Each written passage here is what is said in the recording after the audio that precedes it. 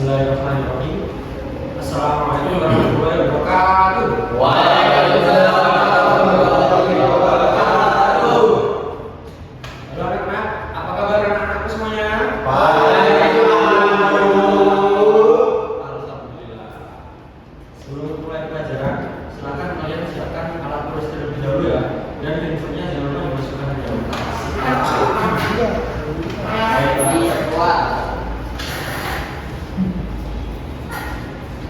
Lalu alangkah baiknya sebelum mulai pelajaran kita berdoa dulu ya, dipimpin oleh buka kelas, dipimpin oleh Asep. Ya, pada teman-teman semuanya, yuk untuk kembali belajar pada hari ini, alangkah baiknya kita berdoa terlebih dahulu. Berdoa mulai.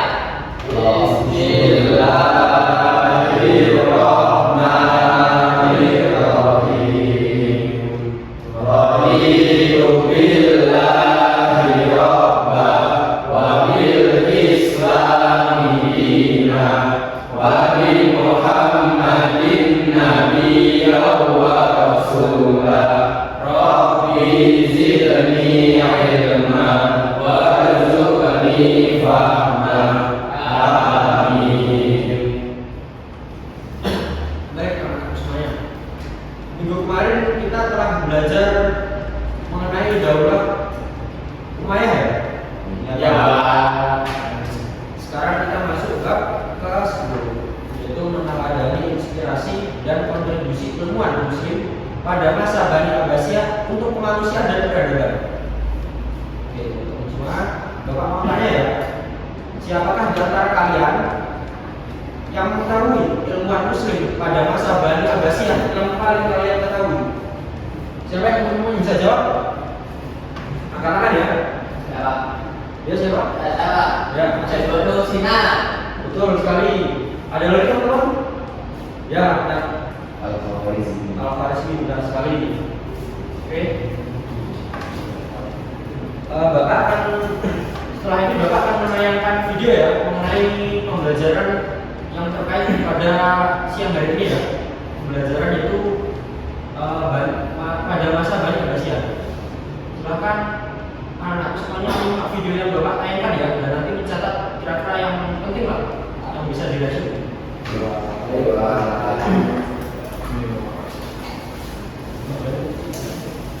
Assalamualaikum warahmatullahi wabarakatuh. Kita bahas tentang zaman kejadian Islam pada generasi Abbasiyah. Zaman kejadian Islam itu adalah suatu peradaban Islam dengan pengetahuan dan para biksu hebat, berkontribusi besar terhadap perkembangan teknologi dan budaya. Pada dinasti Abbasiyah, khususnya di bawah pemerintah bahwa dunia Islam mengalami kemajuan di berbagai bidang seperti ilmu pengetahuan, sains dan budaya dalam kecepatan yang sangat besar. Istilah kata ulama, modern sejarah bernama baik Al-Hikmah dalam bahasa Indonesia dikatakan dengan rumah kebijaksanaan atau falsafah Islam selesai dibangun. Bangunan ini menjadi pusat studi, perpustakaan, sekaligus universitas terbesar yang sangat berpengaruh bagi perkembangan ilmu pengetahuan dunia di masa dinasti Abbasiyah.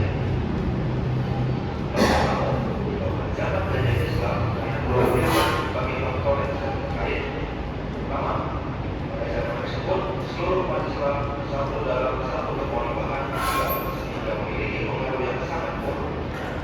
Dinasti Abbasiyah memiliki pengaruh yang sangat besar dalam bidang ekonomi dan perdagangan. Kenapa mereka berdagang sampai ke seluruh penjuru? Sampai mereka terkenal, mereka turut serta pengetahuan dan ilmu pengetahuan baru dari tempat-tempat yang sebelumnya mereka kunjungi.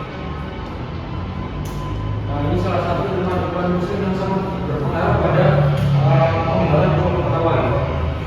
Pengembangan sains, logika, dan rasionalitas. Menjaga kemajuan ilmu pengetahuan serta berkomitmen dalam membangun toleransi ke depan. Di antara pengembangan dinasti Abbasiyah, Raja Mansur adalah Harun al-Rashid dan anaknya Al-Maktoum yang punya cita-cita mulia untuk membangun peradaban Islam yang memiliki perkembangan sains, logika, rasionalitas, serta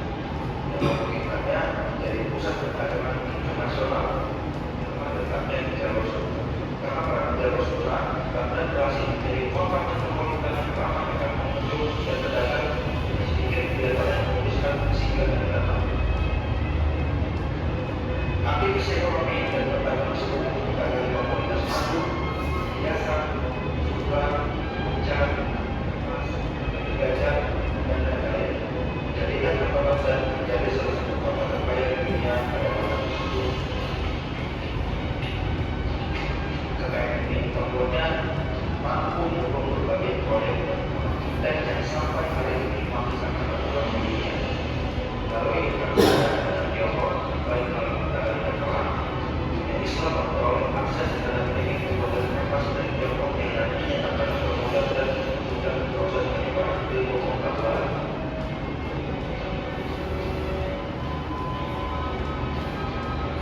Berkembangnya fakta modern dan teknologi bisniskan sebagai proses perdagangan menjadi rencana tersendiri bagi para pelancong, termasuk kaum tinggi kiamat. Hal ini perlu dipengaruhi juga para ilmuwan jenius dari Islam yang nantinya akan melahirkan berbagai macam yang sampai sekarang masih kita gunakan. Ilmuwan ini antara lain adalah Ibnu Sina, seorang poliglot jenius dari Uzbekistan, yang katanya menjadi terkenal karena dalam berbagai ilmu pengetahuan, baik filsafat, astronomi, kedokteran, dan salah satu karyanya adalah bidang kedokteran berjudul Al-Quran Al-Tim atau Latihan Medicine. Karya ini sangat berpengaruh dan menjadi salah satu buku penting bagi Senang merupakan salah satu teman dan dokteran. Tidak mengatakan jika di dunia medis, Ibnu Sina sering dianggap bapak pengobatan modern awal bersama ilmu-ilmu lainnya seperti Hippocrates dan Yunani. Ibnu Sina memang merupakan ilmuwan yang sangat hebat, namun selain dia masih banyak ilmuwan-ilmuwan hebat lainnya dari si Abbasiyah. Mungkin hanya ini yang bisa saya sampaikan. Kalau saya mohon maaf. Wassalamualaikum warahmatullahi wabarakatuh. Waalaikumsalam.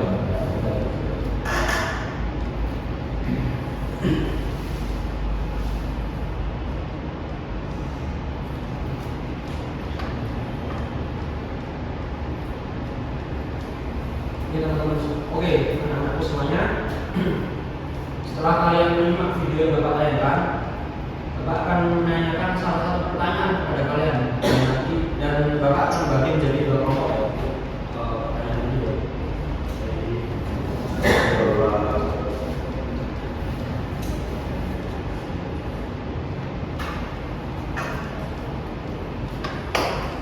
Oke, Bapak akan bagi menjadi dua kelompok ya. Ini satu dari Bapak akan membagikan ke KPD dan nanti kalian catat ya pertanyaan yang Bapak kasih. Kelompok satu, ini kelompok dua ya. Bapak C lagi.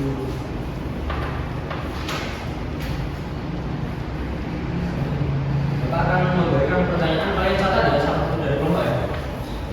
Dari apa pengaruh ilmuwan Muslim pada masa Bani Abbasiyah dalam pengembangan ilmu pengetahuan?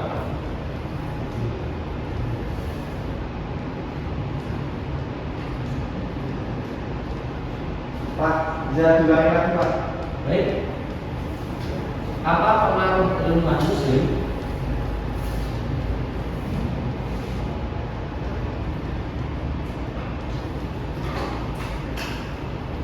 pada masa Bani Abbasiyah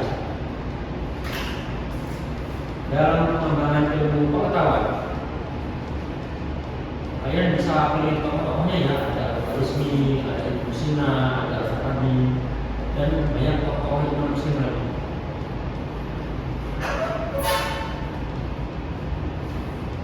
Dan kalian bisa menggunakan HP ataupun buku ya untuk mencari referensi dari bahan diskusi yang Bapak berikan ini ya.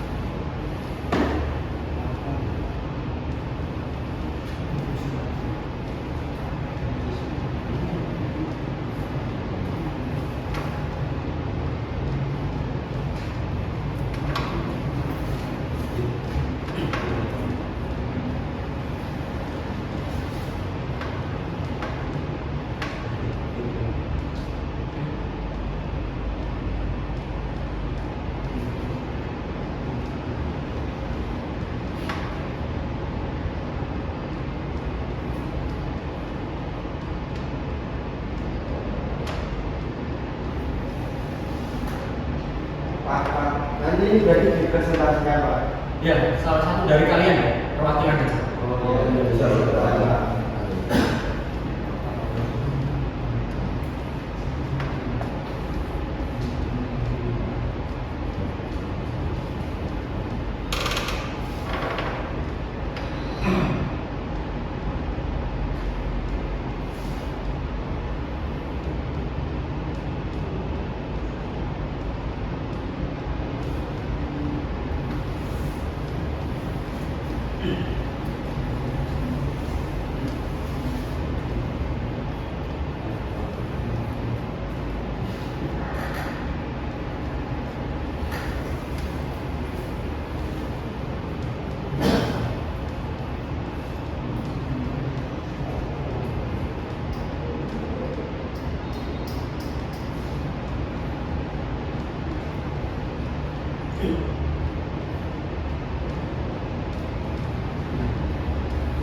Sudah Pak. Nah, Salah satu dari kelompoknya dulu ya. Mungkin bisa kelompok dua terlebih dahulu ya untuk maju ke depan mempresentasikan ya. Ya Pak. Itu macam Ya. ya baca.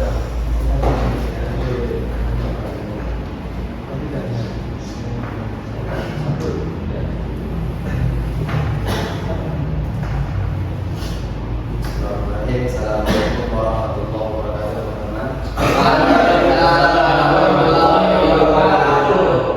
Perkenalkan, nama saya Muhammad Nobel Al-Qaro, berasal dari Riau. Insyaallah di sini saya akan mewakili kelompok saya untuk mempresentasikan hasil diskusi kami mengenai tentang apa pengaruh ilmuwan Muslim di Bani Habasyah dalam perkembangan ilmu pengetahuan, yaitunya salah satu tokoh yang bernama Al-Khawarizmi. Perlu kita ketahui teman-teman, biografi atau latar belakang dari ilmuwan Islam ini yang bernama Al-Khawarizmi. Beliau adalah ilmuwan Islam pada abad ke-19, pada abad ke-9 yang dijuluki sebagai Bapak Al-Jabar karena kontribusinya yang monumental di bidang angka atau matematika, astronomi dan geografi. Ia lahir di Khawarizm pada tahun 780 Masehi. Khawarizm itu merupakan suatu tempat yang mana tempat ini berada di salah satu negara yang bernama Uzbekistan. Hari ini kita kenal dengan Uzbekistan. Salah satu kontribusi Al-Khawarizmi ini adalah beliau menemukan tentang angka seperti ini. Ini saya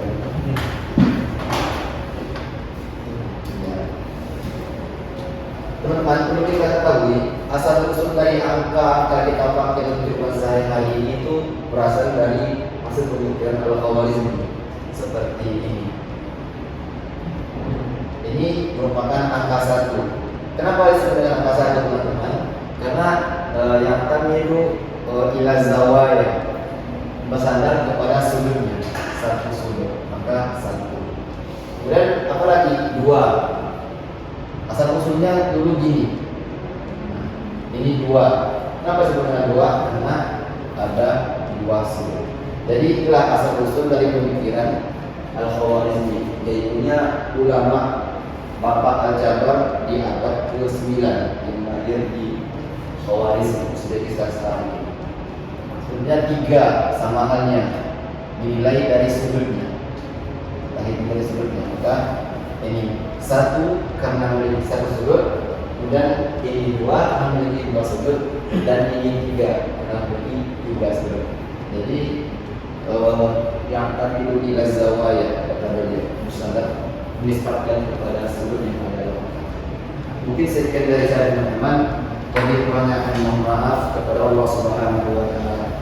Saya mohon ampun. Assalamualaikum warahmatullahi wabarakatuh.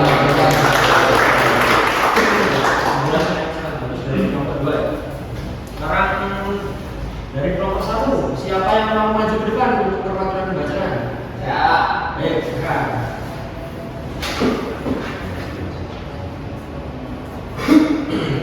Baik, bismillah. Assalamualaikum warahmatullahi wabarakatuh. Saya Muhammad Asep Syarul Badiar. Di sini saya akan mempresentasikan yang tadi sudah diangkat oleh Bapak, yaitu apa pengaruh ilmuwan Muslim dari Abbasiyah dalam perkembangan ilmu pengetahuan, yaitu ini tentang Ibnu Sina. Ya, beliau adalah bapak kedokteran pertama, yang mana beliau itu adalah orang yang pikirannya kritis, bagus, logis, kemudian ia juga menentukan sangat mengedepankan sebuah logika dan analisis yang kritis dan sistematis. Beliau juga mengumpulkan juga mengembangkan ilmu-ilmu medis yang dulu pernah ada, seperti di zaman Yunani, zaman Roma, di Cina ataupun di India. Kemudian digabungkan juga kemudian mengembangkan, sehingga beliau jadi salah satu pelopor juga modern pertama yang kemudian ilmunya saat ini kita gunakan di seluruh dunia. Kemudian perannya juga beliau yang kemudian menemukan penyakit TBC. Kemudian juga beliau menemukan bahwa penyakit itu ternyata ada tular-tular yang bentuknya sangat kecil, dan beliau yang merumuskan bahwasanya yang seperti itu adalah salah satu mencegahnya adalah karantina. Sehingga beliau dengan bukunya dan karya-karyanya saat ini itu banyak digunakan di banyak kedokteran di seluruh dunia, seperti itu kira-kira. Ya, itu dari saya. Terima kasih. Wassalamualaikum warahmatullahi wabarakatuh. Penjelasan sangat bagus juga untuk kelompok 1 ya. Ya, itulah.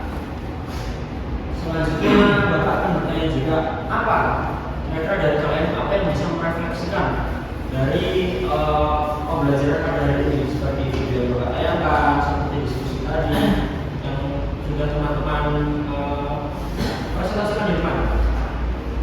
Mungkin ada yang bisa merefleksikan?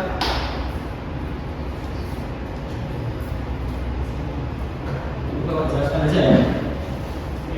Baik. Sebelumnya, umat Muslim pada masa Bani Abbasiyah mengajarkan kita banyak hal yang masih relevan untuk zaman sekarang ya.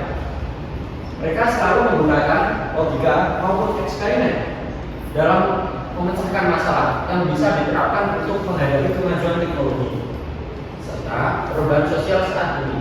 Misalnya pada ilmuwan Al-Khwarizmi yang menemukan dasar-dasar matematika dan algoritma yang sekarang digunakan dalam teknologi seperti komputer, ataupun Ibnu Sina yang mengembangkan ilmu kedokteran yang masih dipakai sampai sekarang juga.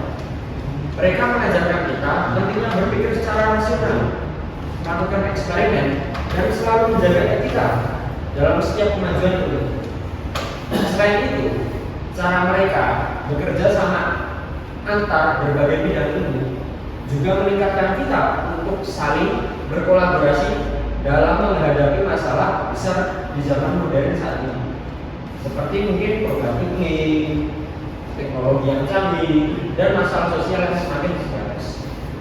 Mungkin itu ya yang bisa direfleksikan pada pertemuan hari ini ya.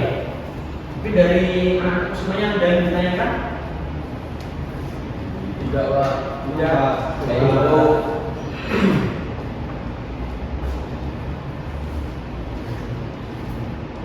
itu sebelum Bapak akhiri pertemuan pada siang hari ini, Bapak presensi terlebih dahulu ya. Asep, Dewa, Sahrul, Bil. Purboyo, Bil. Fahri, Hadir Pak. Wito, Bil. Yanto, Hadir Pak. Hakim, ada Rovan. Hadir. Baik. Sebelum kita masuk pembelajaran ya, alangkah baiknya kita berdoa terlebih dahulu ya. Saya pamit sendiri ya dengan doa kafaratul majelis.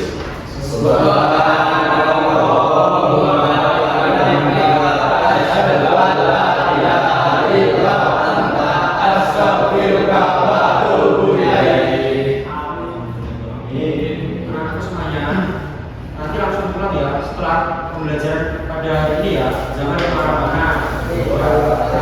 Kasih orang tua kalian tahu buku ya. Nanti kalau ada apa terkait pelajaran, terkait pembelajaran hari ini, bisa kalian tanyakan pada minggu depan ya, minggu yang akan datang. Baik. Untuk pertemuan kali ini tidak Bapak kasih tugas terlebih dahulu ya, supaya kalian bisa. Sepertinya kalian senang ya kalau tidak ada tugas ya. Supaya kalian bisa lebih banyak membaca mengenai sejarah peradaban Islam ini ya. ya, Oke baik, anak-anak semuanya, kalian kalau masih sekolah seperti ini, sekolahnya yang sungguh-sungguh ya. Belajar yang serius. Kasihan orang tua kalian di rumah, kemudian kalian sekolah seperti ini, udah mahal-mahal ya. Jangan cuma main-main terus, main-main ya, cuma tahu batasan ya. Maksudnya kalau waktunya belajar, kalau waktunya main ya main. Apalagi kalau udah mepet waktu ujian seperti ini ya, itu belajarnya udah harus ekstra, harus lebih baik lagi ya. Kurangi main-mainnya ya. Bro. Ya, Saya tanggal berapa Pak? Kalau menurut kalender akademik ya, sekitar tanggal 15. 15. Ya. Sebabnya hari Senin ya. Baik. Nanti adalah soalnya skill sedikit ya. Betul ya. Makasih ya Pak. Isi-isinya aja ya Pak. Akhir dulu ya. Tenang aja kalian. Sudah sesuai ya Pak. Aman. soalnya juga bicara. Ya enggak. Nanti malah nilai kalian dapat 100 semua, saya yang bingung nanti.